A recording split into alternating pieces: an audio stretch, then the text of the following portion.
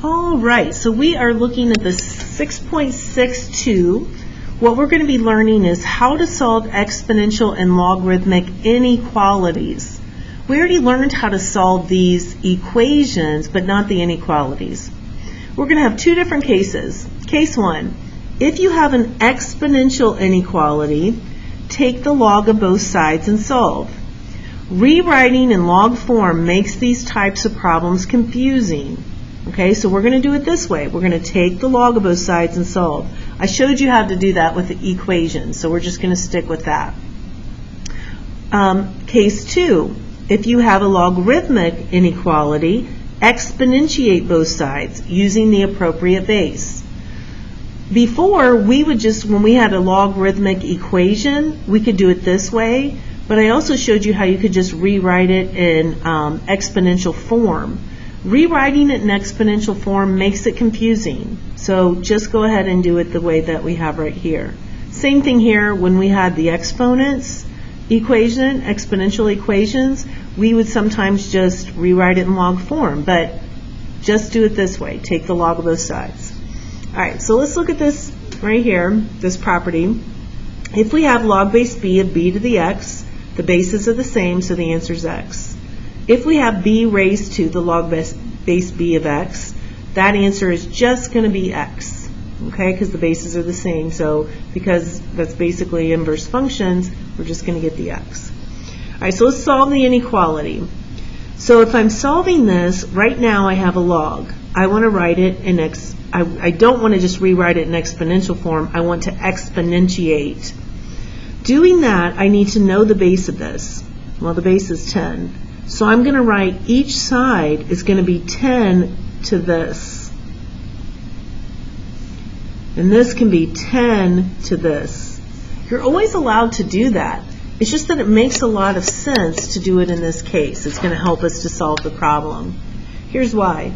What's log 10 log base 10 of x? What's that just going to be? X, right? And then this is the square root of 10. So, oops, forgot the equal to. So this could be our solution. But I want you to see what it looks like when we graph this. So I'm going to put these in log x and 1/2. If I do just to zoom 6, here's the way it looks. It's kind of hard to even see it because y equals 1/2 is so low right there. So I'm going to come in a little bit closer. Let's see, I want to make it lower. So I want to change my y max to maybe like 4. I'm going to make my x min smaller too. And my y min smaller.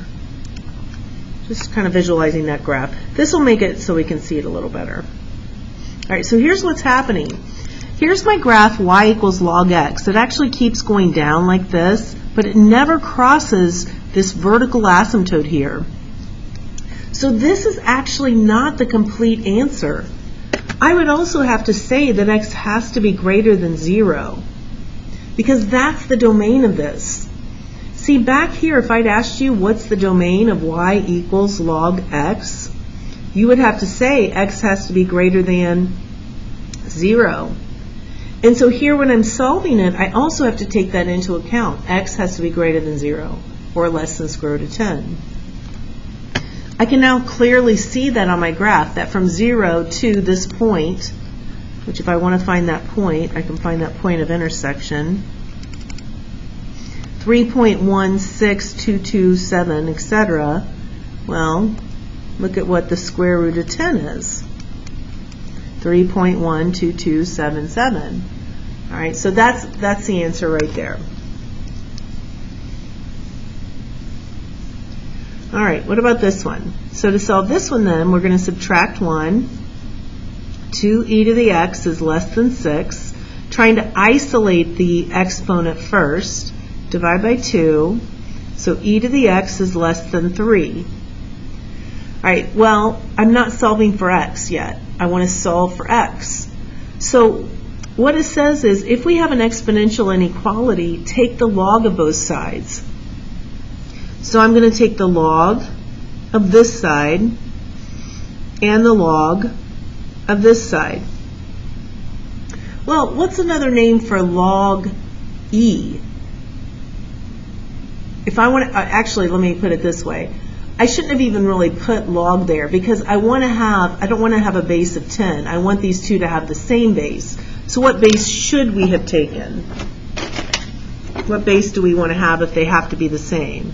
We want to have a base of E. Now I could write that as log base E, but what's another way to write log base E? Right, natural log. So I can just write this as natural log, because I have to have the same base as this, and I have to do the same thing to the other side. So now, if I have an exponent, that becomes a coefficient. And what happens to natural log of E? What is natural log of E? What's E? That's just 1, isn't it? So I have x must be less than natural log of 3.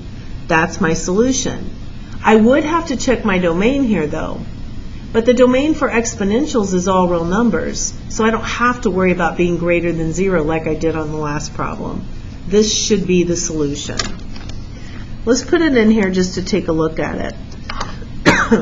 So we're going to put in 2e to the x plus 1, and we're going to put in 7. Assume 6. So here's 2 to the e to the x plus 1. Here's 7. And the question is, where is that 2e to the x plus 1 less than y equals 7? Well, it's from negative infinity until I get to that point right there. That point should be natural log of 3. Let's see if it is. And it's 1.0986. Let's see what the natural log of 3 is. 1.0986. Okay, so same thing. So that would be our solution. All right, so the reason I took the natural log here was because of that base. I had to have the base the same. Let's do one more of those. I'm just going to make one up. So let's say we have 5 times 3 to the x plus 4 greater than, let's go with 14. All right, so to solve this kind of problem, I would subtract 4. I get 5 times 3 to the x is greater than 10. I'm going to divide by 5. I have 3 to the x is greater than 2.